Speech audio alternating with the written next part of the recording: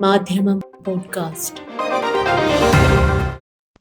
മാധ്യമം editorial 2025 July 28 തിങ്കൾ. ഒരു ജനതയെ പട്ടിണിക്കിട്ട് ഇഞ്ചിഞ്ചായി കൊല്ലുന്നതിനെതിരെ ശബ്ദിക്കുന്നത് എങ്ങനെയാണ് രാജ്യസ്നേഹത്തിനെതിരാകുന്നതെന്ന് ബോംബെ ഹൈക്കോടതി നിരീക്ഷണത്തിന്റെ അടിസ്ഥാനത്തിൽ ചോദിക്കുകയാണ് ഇന്നത്തെ എഡിറ്റോറിയൽ. രാജ്യസ്നേഹത്തിനെതിരല്ല മനുഷ്യസ്നേഹം. കഴിഞ്ഞ ദിവസം ബോംബെ ഹൈക്കോടതി നടത്തിയ ചില നിരീക്ഷണങ്ങൾ അമ്പരപ്പുളവാക്കുന്നതാണ്. ജനാധിപത്യവും അഭിപ്രായ സ്വാതന്ത്ര്യവും മർമ്മപ്രധാനമായി കാണുന്ന ഒരു ഭരണഘടനയ്ക്ക് കീഴിലാണ് നമ്മുടെ ജുഡീഷ്യറി പ്രവർത്തിക്കുന്നത്. അതുകൊണ്ടാണ് ഗസ വംശഹത്യക്കെതിരെ പ്രതിഷേധിക്കാൻ കഴിഞ്ഞ മാസം അനുമതി തേടിയ all India piece and solidarity ഓർഗനൈസേഷന് ആ അനുമതി പോലീസ് നിഷേധിച്ചപ്പോൾ കോടതിയെ സമീപിക്കാൻ ചിലർ തീരുമാനിച്ചത്.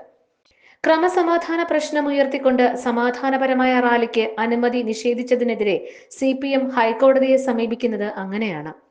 കോടതി സാങ്കേതിക കാരണത്താൽ ഹർജി തള്ളി. മാത്രമല്ല, ഒപ്പം കുറെ നിരീക്ഷണങ്ങൾ കൂടി നടത്തി. രാജ്യത്തിനകത്ത് തന്നെ ധാരാളം പ്രശ്നങ്ങൾ, അഴുക്കുചാൽ, മാലിന്യ കൂമ്പാരങ്ങൾ, മലിനീകരണം, വെള്ളപ്പൊക്കം തുടങ്ങിയവ ഉള്ളപ്പോൾ ആയിരക്കണക്കിന് മൈലുകൾക്കപ്പുറത്തെ കാര്യങ്ങളിൽ ശ്രദ്ധിക്കുന്നത് ശരിയല്ലെന്ന് അഭിപ്രായപ്പെട്ടു. ഗസ വംശഹത്യക്കെതിരെ പ്രതിഷേധിക്കുന്നത് ഹ്രസ്വദൃഷ്ടിയാണെന്ന് നിരീക്ഷിച്ചു. പ്രതിഷേധിക്കാൻ അനുമതി തേടുന്നവരോട് രാജ്യത്തിനകത്തെ വിഷയങ്ങളിൽ ശ്രദ്ധ കേന്ദ്രീകരിച്ച് രാജ്യസ്നേഹം പ്രകടിപ്പിക്കാൻ ഉപദേശിച്ചു. സമാധാനപരമായ നിലപാട് പറയാനും പ്രകടിപ്പിക്കാനുമുള്ള മൗലിക സ്വാതന്ത്ര്യമായിരുന്നു കോടതിക്ക് മുൻപാകെ വന്ന വിഷയം.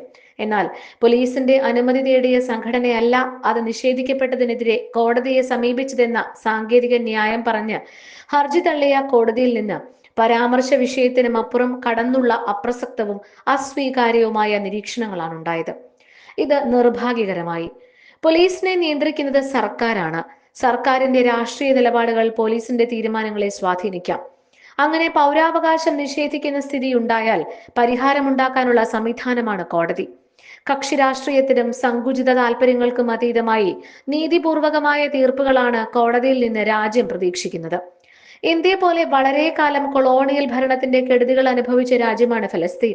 ഇന്ന് അവിടെ ഇസ്രായേൽ വംശഹത്യ നടത്തുന്നു എന്ന് UN വിദഗ്ധരും അന്താരാഷ്ട്ര പ്രസ്ഥാനങ്ങളും മനുഷ്യാവകാശ സംഘടനകളും അടക്കം സാക്ഷ്യപ്പെടുത്തുന്നു. പട്ടിണിക്കിട്ട് ഒരു ജനതയെ ഇഞ്ചിഞ്ചായി കൊല്ലുന്നത് നാം കാണുന്നു.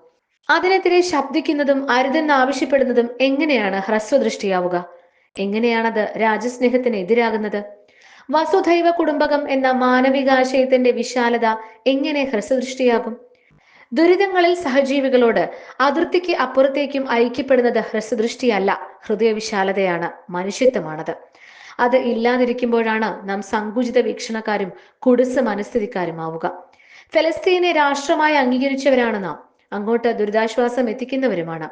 അവിടെ വംശഹത്യ നടക്കുമ്പോൾ മിണ്ടാതിരിക്കുന്നതാണോ രാജ്യസ്നേഹം? ഭക്ഷണവും വെള്ളവും മരുന്നും എത്തിക്കാൻ അനുവദിക്കാതെ ആ മനുഷ്യരെ ഇസ്രായേൽ കൊന്നു തീർക്കുമ്പോൾ മൗനം പാലിക്കുന്നതാണോ രാജ്യസ്നേഹം? മറ്റാരെങ്കിലും അങ്ങനെ പറഞ്ഞാൽ ശാസിക്കാനും തിരുത്താനും ബാധ്യതയുള്ളവർ തന്നെ പൈശാചികതയ്ക്ക് നേരെ കണ്ണടക്കലാണ് രാജ്യസ്നേഹം എന്ന് പറഞ്ഞാൽ അത് വലിയ നിർഭാഗ്യം തന്നെ. ഫലസ്തീന്റെയോ ഇസ്രായേലിന്റെയോ പക്ഷം ചേരുന്നത് നമ്മുടെ വിദേശകാര്യങ്ങളിൽ ഉണ്ടാക്കാവുന്ന പ്രത്യാഘാതങ്ങളെ പറ്റി കോടതി ഉത്കണ്ഠപ്പെടുകയും ചെയ്തു. രാജ്യത്തിന്റെ വിദേശ ബന്ധങ്ങളിൽ അഭിപ്രായം പറയാനോ പ്രതികരിക്കാനോ പാടില്ല എന്നാണോ നാം കരുതേണ്ടത്?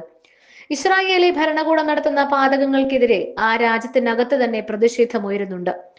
ഇസ്രായേലി നയങ്ങളെ പിന്താങ്ങുന്നതിന്റെ പേരിൽ US പ്രസിഡന്റിനെയും UK പ്രധാനമന്ത്രിയെയും വിചാരണ ചെയ്ത് ശിക്ഷിക്കണമെന്ന് ആവശ്യപ്പെട്ടവരിൽ അതത് നാട്ടുകാരുമുണ്ട്.